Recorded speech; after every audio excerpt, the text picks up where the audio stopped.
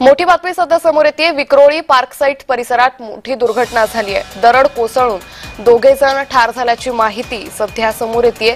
तर विक्रोळीमधून ही मोठी बातमी आपण पाहतोय। विक्रोळीमध्ये मातीचा ढिगारा हा झोपडीवर पडला, ज्यामध्ये दोघांचा दुर्दैवी मृत्यू झालेला आहे। तर 4 जण हे जखमी असल्याची माहिती समोर येते। या संदर्भात अधिक माहिती घेऊयात आमचे प्रतिनिधी मनोज दाळकर यांच्याकडून। मनोज, विक्रोळी पार्क साइट परिसरात ही दुर्घटना झाली, काय अधिक तपशील?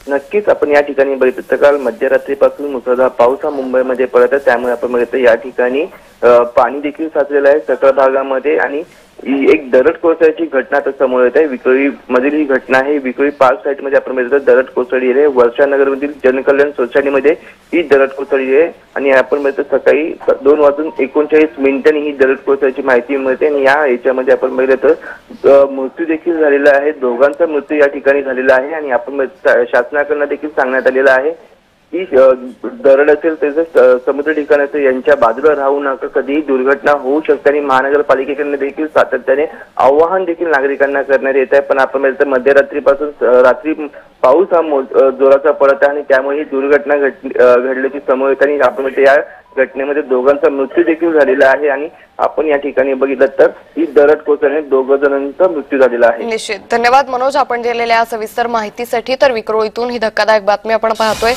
मुंबईमध्ये मुसळधार पाऊस बरसतोय आणि याच पार्श्वभूमीवर या झोपडीवरती हा सगळा मलबा पडल्याची माहिती समोर येते, ज्यामध्ये दोघांचा दुर्दैवी मृत्यू झालाय तर 4 जण हे जखमी झालेले आहेत। विक्रोळी पार्क साइट परिसरात ही दुर्घटना घडली।